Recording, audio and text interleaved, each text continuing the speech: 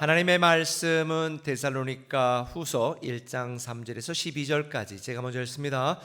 형제들아, 우리가 너희를 위하여 항상 하나님께 감사할지니 이것이 당연함은 너희의 믿음이 더욱 자라고 너희가 다 각기 서로 사랑함이 풍성함이니.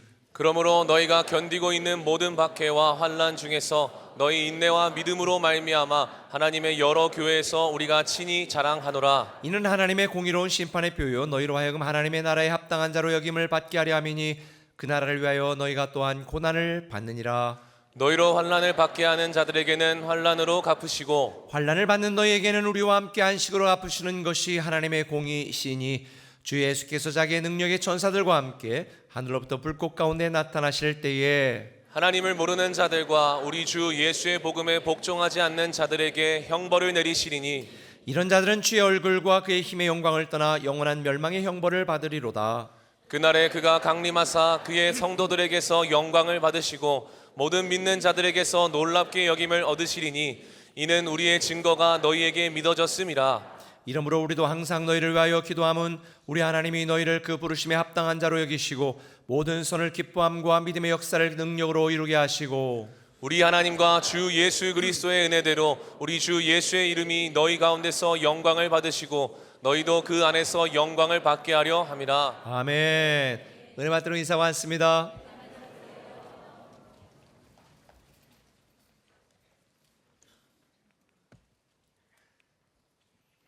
오늘이 9월 1일입니다. 그래서 우리가 구원주일로 오늘부터 우리가 오늘 포함해서 9주 동안 계속해서 우리가 한 영혼을 품고 기도하려고 그러는데요. 여러분들 지난주에 나눠드린 것처럼 이 9가지 스텝을 꼭 기억하셔서 우리 교회와 함께 기도하시고 또 여러분이 해야 될 일들을 좀 하시면 좋겠습니다. 여러분 의자 앞쪽에 또 VIP 카드도 있으니까 꼭 기록하셔서 나가실 때 내주시면 좋겠어요. 우리는 왜 9주 동안 이 새생명 프로젝트를 하는가? 교회의 존재 이유와 목적이 바로 영혼 구원과 복음 전도입니다. 오늘날 사람들이 교회에 기대하는 것은 착한 교회가 되고 또 어려운 이웃들을 돕는 그런 교회가 되기를 기대합니다. 우리 교회는 이미 그렇게 많은 일을 하고 착한 교회로 나아가고 있습니다. 그러나 교회는 구제기관이나 복지단체가 아닙니다. 제가 생각하는 교회가 믿지 않는 사람들에게 줄 수 있는 최고의 복지는 그들의 영혼을 구원하는 것입니다. 그들에게 하나님을 알리는 것입니다. 그것이 그들에게 교회가 줄 수 있는 최고의 복지요 착한 일이라고 생각을 합니다. 지금도 하나님께서는 잃어버린 영혼들을 구원하기 위해서 변함없이 일하고 계십니다. 자신을 계시합니다. 뿐만 아니라 이미 하나님의 자녀가 된 저와 여러분 우리를 위하여 지금도 여기에서 일하고 계십니다. 우리가 인생을 살면서 때로 보이지 않아도 하나님은 살아계시고 우리가 이해하지 못해도 지금 저와 여러분을 위하여 주님이 일하고 계신 줄 믿습니다. 사실 신앙생활 하는 것 우리가 원하는 대로 믿는다고 모든 것이 잘 되는 것은 아닙니다. 때로는 우리가 원하지 않는 고난과 환난도 겪을 때가 있고 마음 아픈 상황에 처할 때도 있습니다. 그러나 믿지 않는 자들과 우리가 다른 점이 있다면 그들은 혼자요, 우리는 우리를 위하시고 이끄시고 보호하시고 우리를 위하 일하시는 하나님이 계시다는 거예요. 그래서 오늘 본문에 보면 데살로니가 성도들에게 하나님이 위로하십니다. 그들은 수많은 환난과 역경을 당하고 있었고 핍박도 겪고 있었습니다. 내부적으로도 여러 어려운 문제 때문에 참 믿음이 있지만 살아가기 힘들었습니다.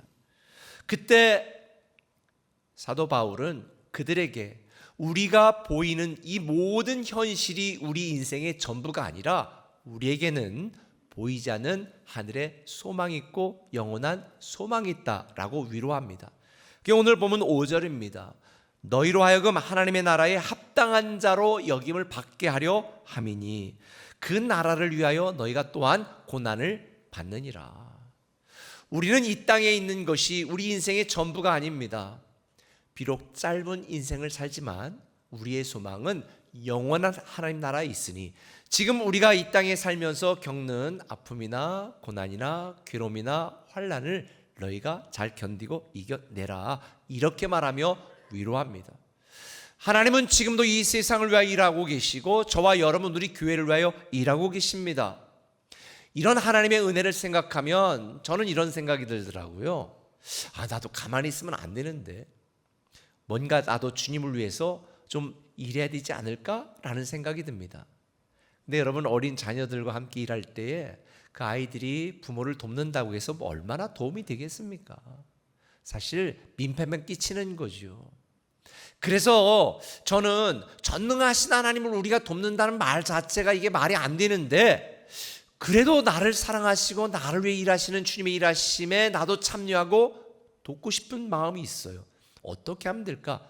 제가 오늘 본문 내용을 묵상하다가 두 가지를 알았는데요. 우리가 있어야 할 곳에 있으라는 거예요. 우리가 있어야 될 곳에 있는 것이 주님이 우리를 위하여 일하시는 것을 돕는 것이다 라는 것을 깨닫게 되었습니다. 오늘 사전은 이렇게 말합니다. 너희가 견디고 있는 모든 박해와 환난 중에서 너희 인내와 믿음으로 말미암아 하나님의 여러 교회에서 우리가 친히 자랑하노라. 이 데살로니가 교회 성도들은 수많은 환난을 견뎠습니다. 여러 어려운 일들이 있었지만 이겨냈습니다. 그들의 이 인내와 믿음으로 말미암아 사도 바울은 칭찬하는 것입니다. 너 참 잘하고 있어. 너 어려운 중에 잘 견디고 있어. 너 외롭지만 잘 버티고 있어. 너 힘들지만 포기할 수 있는 상황이지만 너희들 정말 인내와 믿음으로 살아가는 것 내가 너무 칭찬해. 저는 여러분들에게도 동일한 말로 칭찬하고 여러분을 위로합니다.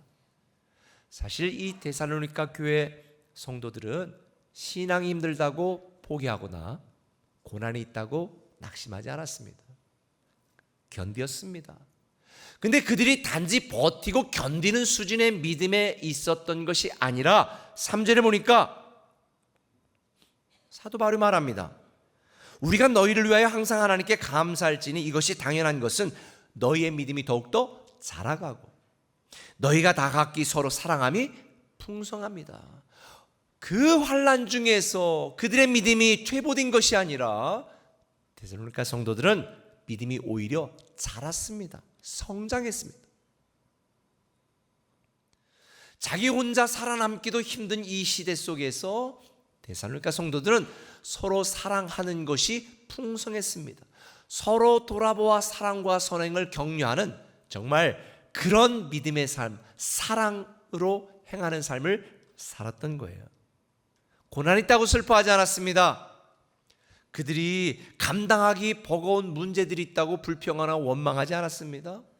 오히려 환난 속에서 믿음은 성장했고 그들의 사랑은 풍성해져 갔습니다. 저는 우리가 신앙생활하면서 힘들 때 있잖아요. 때로 이런 질문도 들잖아요. 하나님, 왜 대체 내가 실수한 건 맞아요. 내가 부족한 건 맞아요. 근데 왜 내가 이렇게 어려운 일을 계속 겪어야 되죠? 근데 성경에 보면 주님께서 내가 세상의 모든 고난을 다 비껴가게 해줄게 이렇게 약속한 일이 없어요.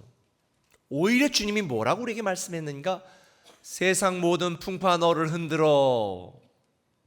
내가 힘들지라도 내가 너를 끝까지 돕고 너와 함께하고 너가 이기도록 힘이 되어줄게. 세상 모든 사람이 너를 떠나도 나는 절대로 너를 떠나지 않아. 이렇게 약속하시고 말씀하시는 거예요. 아무리 힘든 일이 있다 할지라도 당당하게 버티고 견디고 이겨낼 수 있게 하시겠다고 말씀하시는 거예요. 여러분들 중에 참 막막하다, 내 힘으로는 어떻게 할 수가 없다라는 생각이 드는 분이 있다면 절대 이대로 끝나지 않는다. 이걸 꼭 기억하세요. 하나님이 우리가 하나님의 기쁨과 영광이 될 수 있도록 도우실 뿐더러 설령 이 땅에서 내 삶이 참 힘들고 어려운 삶으로 끝난다 할지라도 우리는 이 땅에서 우리가 겪었던 당했던 고난 그것과는 비교도 할 수 없는 하나님 나라의 소망으로 저와 여러분을 위로하시고 영광 중에 거하게 하실 줄 믿습니다. 그래서 성경은 데살로니가 성도들에게 힘들지? 그래도 믿음의 자리에 있어. 답답하지? 그래도 너는 사명의 자리에 있어야 돼.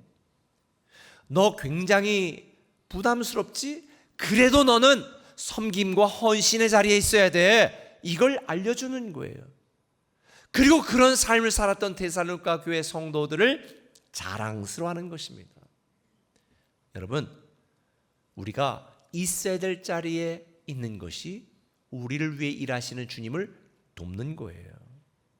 오늘날 많은 교회들이 문제가 있습니다. 왜 문제가 있을까요? 교회가 있어야 될 자리에 있지 않기 때문이에요. 왜 성도들이 신앙이 있지만 괴로울까요? 성도가 있어야 될 자리에 있지 않은 거예요. 사실은 지도자는 지도자대로, 정치인은 정치인대로, 사업가는 사업가대로 자기가 마땅히 있어야 될 그 자리에 있는 것이 질서를 유지하는 거예요. 아이와 함께 이번 여름 휴가 때 여행 가신 분들 계시죠? 그런데 짐도 잔뜩 끌고 가고 어린 애 있어. 그런데 체크인도 해야 되고 애한테 엄마 잠깐 요거 좀 하고 올 테니까 잠깐 좀 있어. 그럼 애들이 네, 그럼 가만히 있나요? 신기하니까 여기저기 돌아다니죠. 그러면 짐도 챙겨야 되지, 애도 챙겨야 되지, 볼 일도 봐야 되지. 얼마나 힘들어요. 그러니까 그때 말 잘 듣고 엄마 여기 있으니까 꼭 여기 좀 있어. 잠깐 요거 하고 올게. 그럴 때 네 하고 자리를 지키고 있는 애가 진짜 엄마를 돕는 거예요. 저는 신앙적으로도 마찬가지라고 생각해요. 우리가 있어야 될 믿음의 자리, 우리가 있어야 될 섬김과 사랑과 신앙의 자리에 있는 것이 우리를 위해 일하시고 세상으로 일하시는 하나님을 돕는 거예요. 운전하다 보면 차선 막게 좀 막 두 개 겹쳐가고 이런 분들도 계신데 임자 만나면 사고 납니다. 자리를 지켜야 되는 거예요. 선을 지켜야 되는 거예요. 그래서 시편 1편에 보면 이렇게 말했어요. 복 있는 사람은 악인의 꾀를 따르지 아니하고 죄인들의 길에 서지 않고 오만한 자의 자리에 앉지 않는다. 있어야 될 자리에 있는다는 거예요. 그러면서 말합니다. 그는 시냇가에 심은 나무처럼, 시냇가에 심은 나무처럼 말씀 안에 있고 믿음 안에 거하며 때를 따라 형통의 열매를 맺는다는 거예요. 반면에 4절에 악인은 그렇지 않으며 오직 바람에 나는 겨와 같도다. 바람에 나는 겨. 서울에 사시는 분들은 잘 모르죠. 그런데 농사지어분들은, 시골 분들은 다 알아요. 곡식의 그 껍데기가 겨가 바람 불으면 이리저리 흩날리는 걸 우리는 다 알아요. 여러분, 우리가 신앙은 내가 있어야 될 곳에 있는 거예요. 바람에 나는 것처럼 때로 내 감정과 생각에 따라 요동치면 안 돼요. 보이는 상황과 환경에 따라서 흔들리면 안 돼요. 믿음 안에 뿌리를 박아야 되는 거예요. 그래서 골로새서 2장 6, 7절은 이렇게 말합니다. 그러므로 너희가 그리스도 예수를 주로 받았으니 그 안에 생하되 그 안에 뿌리를 받으며 세움을 입어 교훈을 받은 대로 믿음에 굳게 서서 감사함을 넘치게 하라는 거예요. 여러분, 우리는 예수 그리스도를 믿는 사람들이에요. 욕심의 뿌리를 내리면 안 돼요. 야망의 뿌리를 내리면 안 돼요. 세상의 이론의 뿌리를 내리면 안 돼요. 하나님의 말씀의 뿌리를 내리고 믿음 위에 서야 우리는 때를 따라 열매를 맺는 거예요. 여러분, 꼭 기억하세요. 믿음이 없는 곳에는 기적이 없습니다. 믿음이 없는 곳에는 능력도 없습니다. 섬김과 헌신이 없는 곳에는 축복도 없습니다. 그러니 우리는 아무리 힘들어도 내가 주님의 자녀로 구원받은 이 놀라운 은혜를 받은 자답게 하나님의 통치권과 주재권과 소유권을 인정하며 내가 있어야 될 믿음의 자리, 말씀 위에 뿌리를 내리고 굳게 살아야 되는 것입니다. 우리 세상 사람들 진화론적 사고, 이 진화론적 세계관을 가지고 있잖아요. 적자생존, 이기는 놈이 제일이야. 그리고 당장 눈에 보이는 유물론적인 생각 가지고 살다 보니까 더 좋아 보이는 것이 있으면 믿음이 흔들려. 누가 한마디 말하면 상처받았다고. 저는 이것을 돌연변이 신앙이라고 이야기합니다. 예측할 수 없는 갑작스러운 상황에 따라서 이리 흔들리고 저리 흔들리는 돌연변이 신앙. 그러니까 힘든 거예요. 여러분, 나를 사랑하시고 나를 위하시는 하나님의 섭리를 믿으시고 우리의 눈에 보이는 상황과 환경에 일일비하지 마시고 우리는 믿음 위에 서 있어야 되는 거예요. 지나간적 사고를 가지고 있으면 내 눈에 보이는 것을 선택해야 돼요. 이것을 전문용어로 자연선택이라고 하잖아요. 진화생물학적으로. 그럼 우리는 물질적으로, 인간적으로, 육적인 선택을 합니다. 어떤 게 나에게 유익이 될까? 어떤 게 내 생각을, 내가 갖고 있는 이 생각을 더 견고하게 할 수 있고, 내게 어떤 것이 더 유익이 되고 이익이 되는지 내 욕심을 따라서, 보이는 것을 따라서 우리는 선택을 합니다. 그리고 그것이 여러분의 가치관이 되죠. 근데 신앙인은 눈에 보이는 것, 내게 이익이 되는 것을 선택하는 것이 아니라, 육적 선택이 아니라, 자연 선택이 아니라, 한번 따라합시다. 영적인 선택. 영적인 선택. 영적인 선택을 해야 되는 거예요. 단지 내 생존을 위하여 육적 선택, 물질적인 선택, 자연적인 선택이 아니라 내 영원한 생명을 위하여 영적인 선택, 믿음의 선택, 사랑의 선택을 해야 되는 거죠. 지나간적 사고는 모든 게 우연과 요행에 맡깁니다? 아니에요. 저와 여러분은 하나님의 특별한 계획에 의하여 창조되었고 이 땅에 태어난 사람들입니다. 존귀한 하나님의 자녀와 상속자로 살아가야 되는 거예요. 그러니 여러분, 우연과 요행에 재수 좋은 인생을 꿈꾸는 것이 아니라 하나님의 특별한 계획과 목적을 따라 순종하는 그런 믿음의 삶을 선택하시기를 바랍니다. 과학의 발전에 따라 변하는 세상 이론을 인생의 기준으로 삼는 것이 아니라 세월이 흘러도 변하지 않는 하나님의 말씀을 믿고 믿음 위에 서서 창조신앙으로 살아가야 됩니다. 그래서 히브리서 3장 14절은 말합니다. 우리가 시작할 때에 확실한 것을 끝까지 견고하게 잡고 있으면 그리스도와 함께 참여한 자가 될 것이다. 때로 우리의 인생이 내 마음대로 흘러가지 않아 참 괴롭고 답답한 때 많습니다.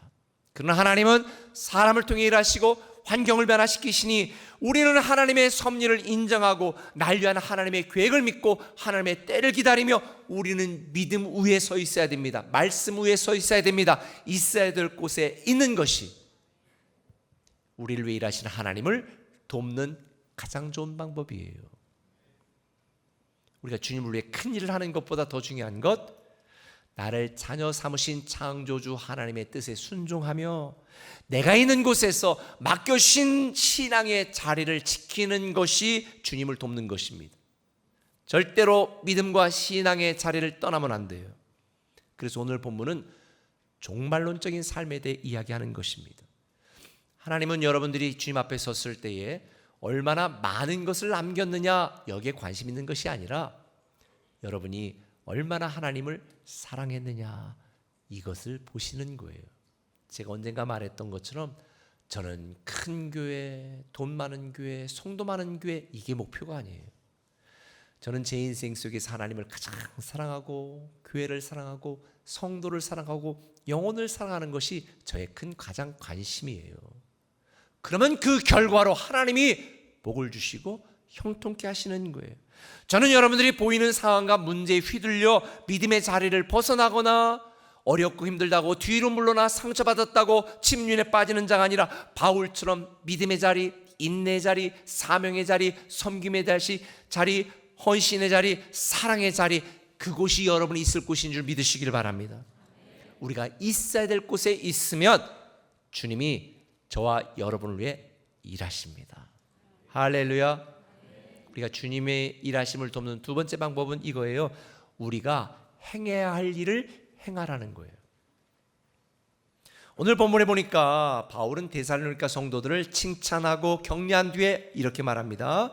주 예수께서 자기의 능력의 천사들과 함께 하늘로부터 불꽃 가운데 나타나실 때에 하나님을 모르는 자들과 우리 주 예수의 복음에 복종하지 않는 자들에게 형벌을 내릴 것이다. 한마디로 예수 믿지 않고 복음을 받아들이지 않으면 지옥 간다는 거예요. 천국에 가지 못한다는 거예요. 그래서 하나님은 지금도 모든 사람들이 멸망하지 않고 천국에 갈 수 있도록 일하시는 거예요. 디모데전서 2장 4절 말해요. 하나님은 모든 사람이 구원을 받으며 진리를 아는데 이르기를 원하시느니라. 초대교회 성도들은 주님이 정말 오시나 안 오시나, 우리가 예수 믿는 게 이 환난을 견디는 게 잘하는 것인가, 멍청한 짓인가, 내가 손해보면 안 되는데, 그런 생각을 하고 있었을 때에 베드로후서 3장 9절에 말합니다.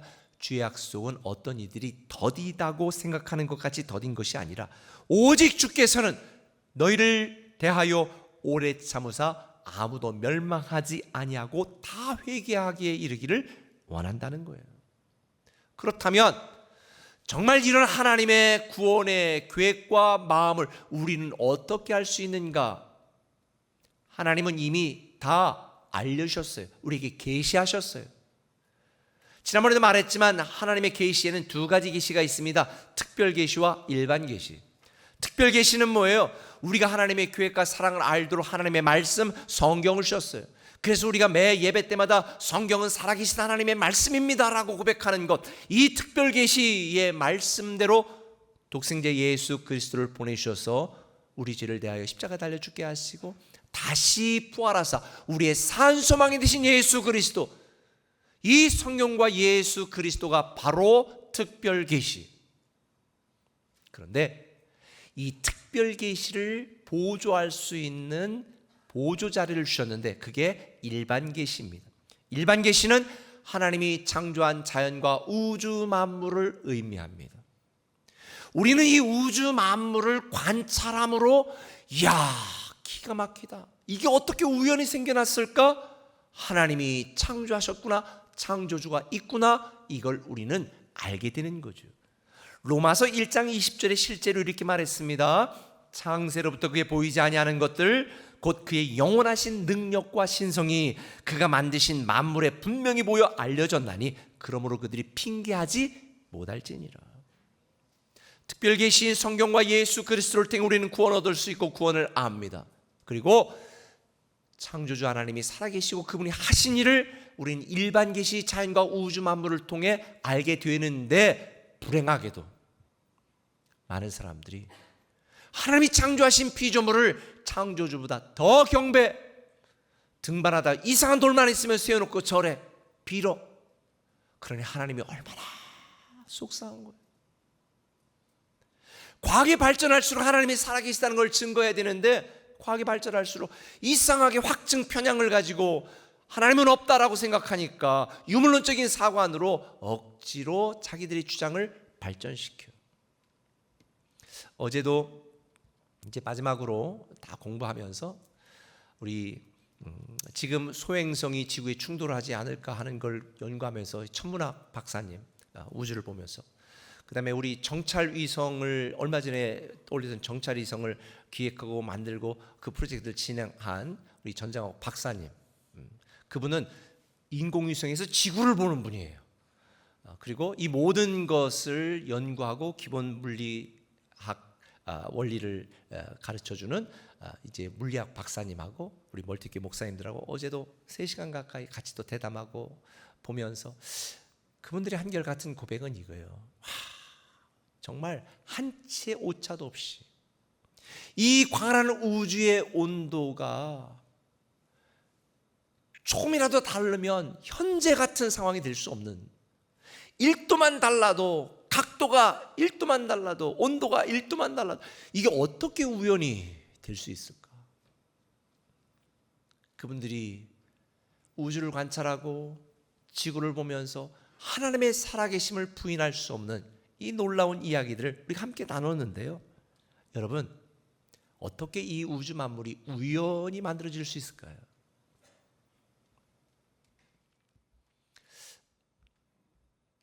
사랑하는 성도 여러분, 아무리 과학이 발달해도 양자역학에 있는 그 미세한 원자 하나, 그걸 구분하는 쿼크라고 하는 그 입자 하나도 우리는 창조할 수 없다는 사실. 그러니 우리는 과학이 발전할수록 하나님이 만드신 세계를 잘 관찰하여, 야, 하나님이 하셨구나, 하나님이 이렇게 하셨구나, 이걸 알고 하나님을 높일 수 있는 기회가 되었으면 좋겠다 생각을 합니다. 여러분, 그래서 여러분 자녀들 공부 열심히 할 수 있도록 잘 가르치세요. 하나님이 자연세계를 통해 하나님이 일하심을 알려주시고 특별 계시를 통해 독생자 예수 그리스도를 우리에게 보내시고 우리를 위해 일하시는 걸 알려주는 이유는 우리를 위하여 일하시고 모든 사람을 구원하시기 위하여 일하시고 있다는 거예요. 오늘 보면 11절은 말합니다. 너희를 그 부르심에 합당한 자로 여기시고 모든 선을 기뻐하심과. 여러분, 우리는 하나님의 위대한 상속자로 부르심을 받았습니다. 그러니 우리는 하나님의 부르심을 받은 하나님의 상속자답게 하나님의 기쁨이 되고 하나님이 기뻐하시는 일을 우리도 해야 되지 않을까요? 그럼 우리가 해야 될 일 중에 가장 중요한 일이 뭘까요? 하나님이 최우선순위에 두는 생명을 구원하는 일. 창조주 하나님을 모르고 자기 주장하며 살아가는 사람들에게 복음을 전하는 일. 좀 전에 말한 것처럼 우리가 하나님 앞에 섰을 때 얼마나 많은 일을 행했느냐를 보는 게 아니라 얼마나 하나님의 기쁨이 되려고 노력했는가를 하나님은 보신다는 거죠. 오늘 여러분들에게 모든 사람을 구원하자, 그걸 이야기하는 게 아니에요. 저는 이 9주 동안 이 구원주일부터 시작되는 여러분들에게 이걸 도전하고 싶어요. 여러분이 사랑하는 그 누군가 한 사람만이라도 지옥에 가면 안 될 그 누군가 한 사람에게 마음을 열고 차도 마시고 밥도 먹고 그분과 함께 하면서 그분이 예수 그리스도를 믿을 수 있도록 함께 하자는 이야기예요. 그들을 주님께로 이끌자는 이야기예요. 제가 이렇게 이야기해도 이렇게 아무런 반응이 없을 줄 알았어. 제가 그래서 드라마를 하나, 우리 성도님들이 스킷 드라마를 하나를 찍었어요. 그거 보겠습니다.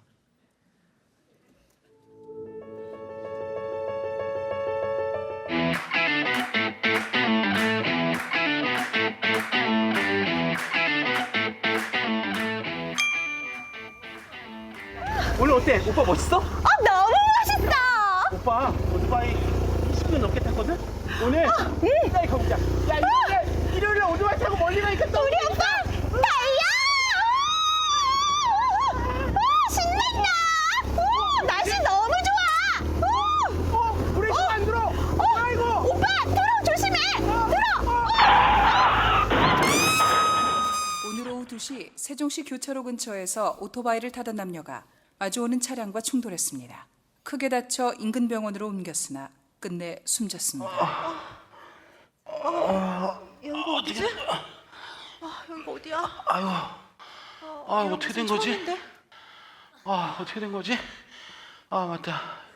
경서랑 내가 일요일날 오토바이 타고 나오다가 브레이크가 안 들어서 왔는데 근데 여기가 어디냐는 거야. 경서 어디지? 오빠! 여기 있었네. 오빠 괜찮아? 안 다쳤어? 괜찮아? 많이 놀랬지? 근데 어디 봐봐. 괜찮아? 괜찮아. 야, 근데 우리 근데 여기가 어디냐? 여기 오려고 온 게 아니잖아. 그러니까. 괜찮? 오빠! 혹시 우리 죽은 거 아니야? 뭐?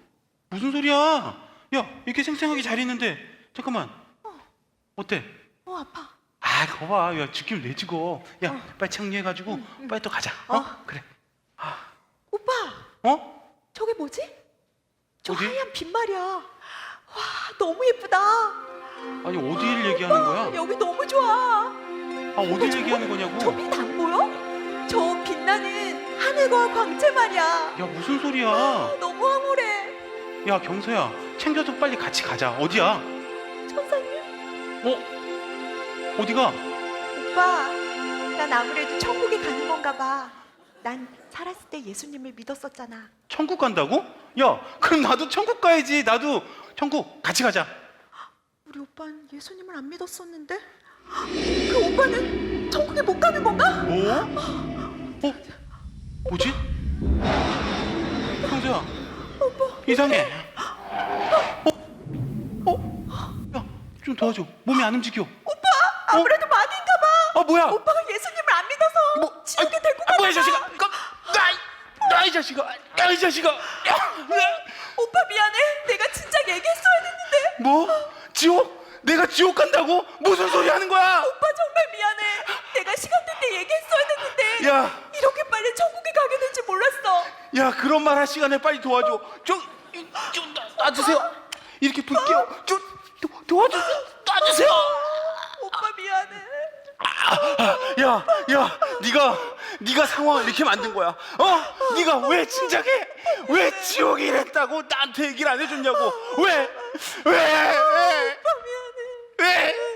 왜 말하지 않았어? 왜 말하지 않아서 지옥 가게 하냐고. 왜 말하지 않았어?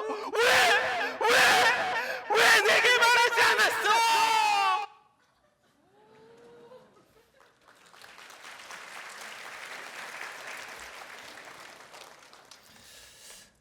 사람이 아무리 바빠도 생명을 위협하는 병에 걸리면 무조건 병원에 먼저 갑니다. 사업, 직장, 학업 다 중단하고 갑니다.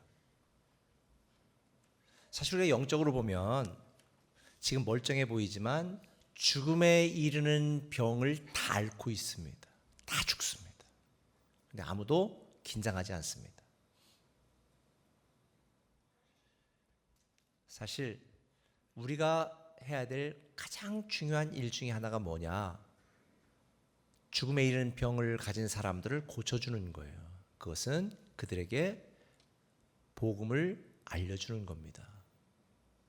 만약 여러분이 한 이불을 덮고 오래 살았던 남편이나 아내나 부모님이나 자녀나 아니면 여러분의 어려울 때 도움을 줬던 친구나 만약 그 사람이 천국에 가지 않고 지옥에 갈 때 왜 내게 말하지 않았소? 왜 내게 말하지 않았소? 라고 말한다면 여러분들은 네가 듣기 싫어서 안 했지 라는 말로 끝낼 수 있을까요? 오늘 보면 10절에 보면 이렇게 말합니다. 그날에 그가 강림하사 그 어떤 사람도 피할 수 없는 그날은 다 옵니다. 그날에 저는 여러분들이 후회하지 않았으면 좋겠어요. 저는 뭐 한 사람 더 교회 데려다가 앉히는 게 이게 목표인 게 아니에요. 우리 교회 아니라도 괜찮아요. 여러분이 사랑하는 그 누군가에게 죽음에 이르는 질병을 앓고 있는 그에게 살아날 수 있는 소식을 알려주세요. 그 일을 우리가 9주 동안 함께 하자는 거예요. 오늘 말씀을 준비하면서 예전에 보았던 영화 타이타닉이 생각났습니다. 그 포스터를 보면 너무 멋지잖아요. 주인공 저도 닮았는데 너무 감명 깊었어요. 그런데 이 타이타닉을 타고 가던 수천 명이 배가 침몰해서 수천 명이 죽었습니다. 얼마 전에 깊은 수천 미터 바닷속에 있는 이 타이타닉호의 실제 잔해를 발견했습니다. 이 영화에는 수많은 영웅들이 나와요. 사랑하는 여인을 살리기 위해서 자기 목숨을 내놓는 주인공, 침몰하는 배의 길을 끝까지 잡고 있었던 선장. 그러나 저에게 있어서 개인적인 큰 감동은 마지막까지 남아서 악기를 붙들고 연주하던 이들이에요. 이들은 당시 생존자의 증언에 의하면 침몰해 가는 배 안은 지옥과 같았다고 전해요. 그런데 이때 연주자들이 중요한 결정을 하죠. 그들은 자신들의 탈출과 생존을 포기한 채 사람들을 진정시키고 질서 있게 탈출하도록 돕습니다. 배가 기울어서 더 이상 연주할 수 없을 때까지 3시간 동안 침몰 10분 전까지 찬송가를 연주했어요.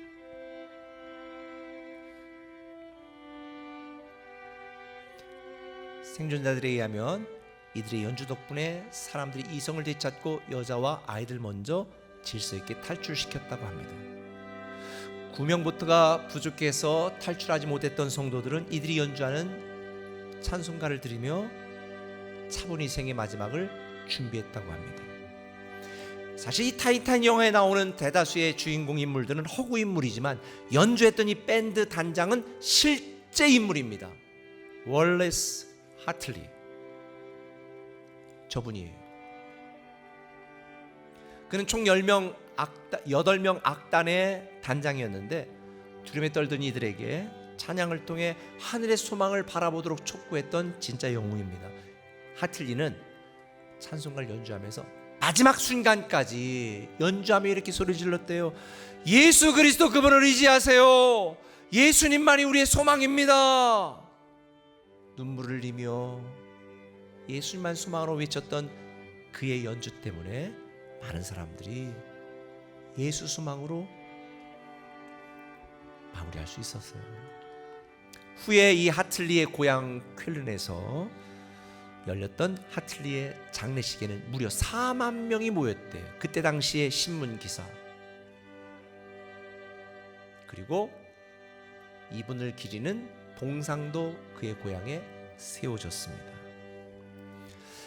당대 최고의 기술로 만든 배, 침몰할 수 없다고 자신했던 배, 그러나 착각이었습니다. 지금도 돈 많이 벌면, 직장에 취업하면, 과학이 발전하면 우리 가정이 행복할 거라고 과신하고 자신하는 수많은 사람들의 가정이 무너져 내리고 있습니다. 그토록 원했던 행복 대신에 더 극심한 분열과 다툼과 증오만 가득한 세상이 되었습니다. 정치가 증오를 풀 수 있을까요? 돈이 여러분을 행복하게 만들 수 있을까요? 지금 속절없이 침몰하는 이 세상 속에서 그 누구도 줄 수 없는 오직 산소망이신 예수 그리스도만이 우리의 희망이라는 이 복음을, 이 소식을 여러분이 사랑하는 그 누군가 VIP에게 많이도 필요 없어서 단 한 사람에게라도 전해야 되지 않을까요? 이것보다 더 고귀한 삶이 어디 있어요? 다니엘 12장 3절은 말합니다. 많은 사람을 옳은 대로 돌아오게 한 자는 별과 같이 영원토록 빛나리라. 여러분이 해야 될 일들이 많습니다. 그런데 우리가 해야 될 가장 중요한 일 중에 하나는 이 소식을 전하는 거예요. 돈 버는 것도 참 중요하지만 전하는 거예요. 대학병원에 근무하는 한 의사 집사님이 지난주도 같이 운동 끝나고 이렇게 얘기하더라고요. 목사님, 응급실에서도 그렇고 죽어가는 많은 분들을 보는데 믿지 않고 가는 분들을 보면 너무 안타까워요. 너무 죽지 않으려고 안타깝게 하는 분들도 많이 보는데 자기가 관리하고 있던 한 권사님이 계셨어요. 그런데 그 권사님이 최선을 다했지만 임종을 앞두고 보통 1인실로 옮기는데 가족들도 모아놓고 자기도 회진하러 갔는데 얼마나 평안한 마음으로 선생님 최선을 다해서 너무 감사해요. 저는 하나님 나라 가니까 걱정할 거 없어요. 웃는 모습으로 평안하게 가는 모습을 보면서 너무 큰 감동을 받았다는 이야기를 했습니다. 저는 이 땅에 많은 사람들의 구원을 위하여 일하시는 하나님의 일하심을 우리는 도와야 되고 또 힘들고 어려운 저와 여러분을 위해서 일하시는 그 주님을 믿는 믿음으로 우리가 살아야 되는데 오늘 제가 두 가지 얘기했어요. 우리가 있어야 될 곳에 있자. 믿음과 사랑의 자리를 지켜라. 바쁘다고 핑계대지 말고 예배의 자리, 믿음의 자리를 지켜라. 행해야 될 일을 행해야 됩니다. 생명을 살리는 일, 돈 조금 못 벌어도 생명을 더 살리는 일에 우리가 더 힘쓰는 것이 하나님을 돕는 게 아닐까. 오늘 본문 12절은 말합니다. 우리 주 예수 그리스도의 이름이 너희 가운데 영광을 받으시고 너희도 그 안에서 영광을 받는다. 우리는 주 안에서 영광을 누리고 주님도 우리 때문에 영광을 받는, 저는 우리를 위해 일하시는 주님의 일하심을 돕는 멋진 꿈의 성도 되기를 예수님의 이름으로 부탁을 드립니다. 이 시간 한번 기도할게요. 이 시간 한번 기도하는데 이 사람은 절대 지옥 가면 안 되고 함께 천국 가야 될 사람 떠오르는 그 사람이 있을까요? 그 사람을 품고 내가 그 사람에게 돈은 주지 못해도 내가 그 사람에게 이 소식만큼 전해야 되겠다라고 하는 이 앞으로 9주 동안 우리 교회 스케줄을 따라 그를 위해 기도하고 밥 사주고 차 마시고 함께하고 눈물을 흘려 기도하는 이 일에 내가 함께 해야 되겠다라는 생각으로 그 사람의 마음이 열어지도록 우리 한번 기도하겠습니다. 기도합니다.